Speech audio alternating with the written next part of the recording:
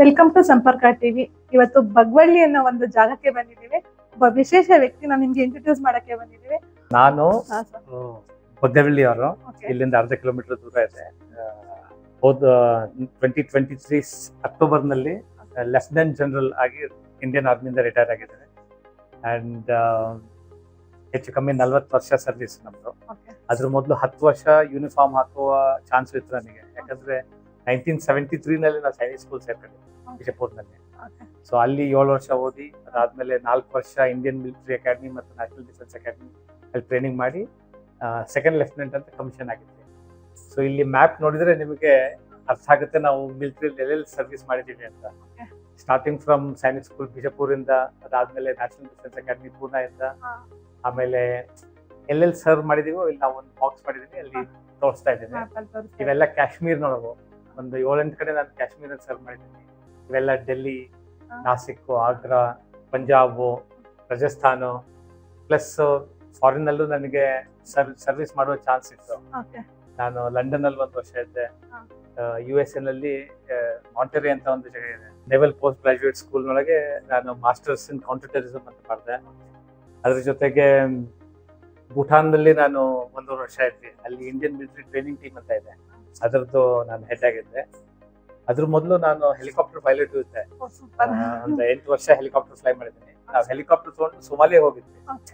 ಸೊಮಾಲಿಯಾದಲ್ಲಿ UN peacekeeping mission ಅಂತ ಇರುತ್ತೆ, so ಅಲ್ಲಿಯೂ ಸರ್ವ್ ಮಾಡಿದ್ದೀನಿ.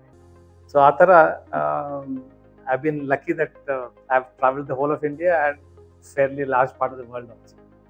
ನೀವು ಸೈನ್ಯಕ್ಕೆ ಸೇರ್ಲಿಕ್ಕೆ ನಿಮಗೆ ಇನ್ಸ್ಪಿರೇಷನ್ ಏನು ಅಂತ? Inspiration is my father actually. ನಮ್ಮ ತಂದೆ 1962 ಅವರ್ ಆದ್ಮೇಲೆ he wanted to join the army. ಅವಾಗ ಹಳ್ಳಿಯಿಂದ ಬಿಡ್ಲಿಲ್ಲ ಅವ್ರಿಗೆ ಹೋಗಿ. Wanted to join as an engineer. So probably ಅದ್ರ ಕಾರಣದಿಂದ ನನಗೆ ಸೈನಿಕ್ ಸ್ಕೂಲ್ ಸೇರಿದ್ರು.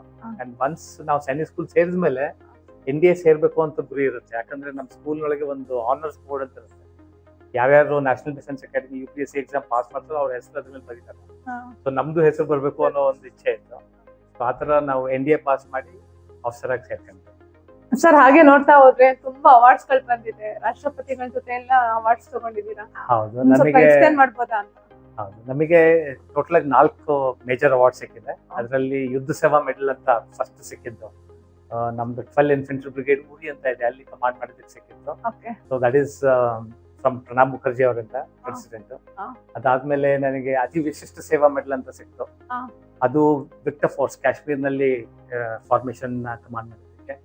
ಅದಾದ್ಮೇಲೆ ನನಗೆ ಸಿಕ್ಕಿತ್ತು ಉತ್ತಮ ಯುದ್ಧ ಸೇವಾ ಮೆಡಲ್ ಅಂತ. ಅದು ನಮ್ಮ ಕಾಶ್ಮೀರ್ನೊಳಗೆ Srinagar, whole of Kashmir I was responsible for safety and security. ಕೊನೆಗೆ ನಮಗೆ ಸಿಕ್ಕಿತ್ತು ಪರಂ ವಿಶಿಷ್ಟ ಸೇವಾ ಮೆಡಲ್ ಅಂತ. ರೀಸೆಂಟ್ ಆಗಿ ಸಿಕ್ಕಿದೆ ಅನ್ಸುತ್ತಲ್ಲ? ಹೌದು, this was in 2023 by the present president.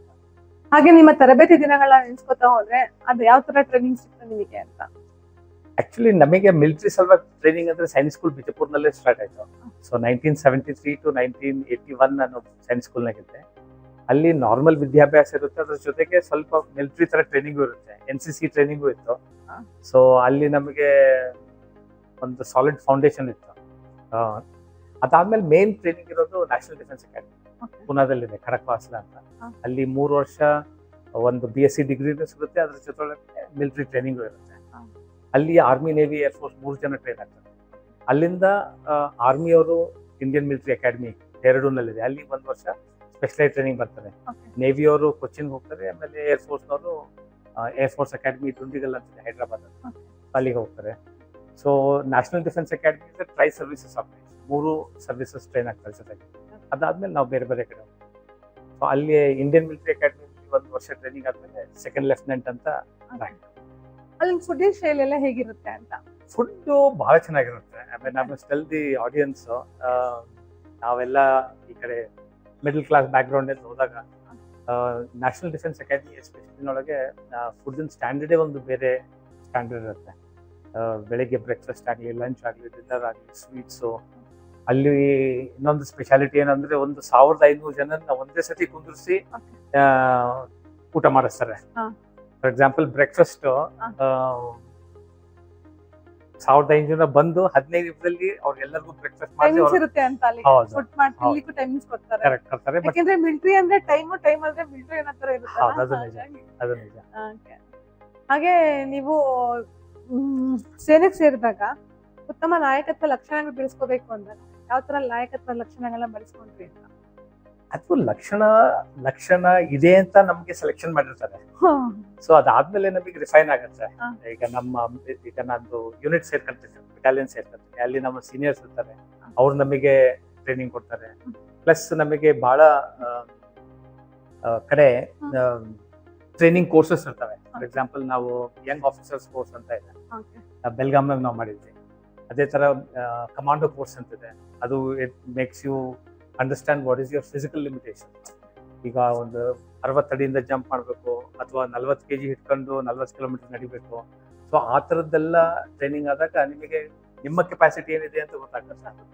So ಮಿಲಿಟರಿಯಲ್ಲಿ training ಬಹಳ ಇರುತ್ತೆ, ಟ್ರೈನಿಂಗಿಗೆ ಬಹಳ ಪ್ರಾಮುಖ್ಯತೆನೂ ಇದೆ. ಅಷ್ಟೊಂದೆಲ್ಲ ಟ್ರೈನಿಂಗ್ ಆದಾಗೆ ನಾವು ಯುದ್ಧದ ಟೈಮ್ಗಳಲ್ಲೆಲ್ಲ ಫೈಟ್ ಮಾಡಕ್ ಸಾಧ್ಯ ಅಂತ. ಹೌದು ಹೌದು. ಹಾಗೆ ಗಡಿ ಭಾಗದಲ್ಲೆಲ್ಲ ತುಂಬಾ ಚಾಲೆಂಜಸ್ ನ ಎದುರಿಸಬೇಕಾಗುತ್ತೆ. ತಮ್ಮ ಎಕ್ಸ್ಪೀರಿಯನ್ಸ್ ಹೇಳ್ಬೋದಾ, ಯಾವ್ದಾದ್ರು ಒಂದು ಚಾಲೆಂಜಸ್ ನಾನು ಎದುರಿಸಿದೀನಪ್ಪ ಗಡಿ ಭಾಗದಲ್ಲಿ ಇದ್ದಾಗ ಅಂತ?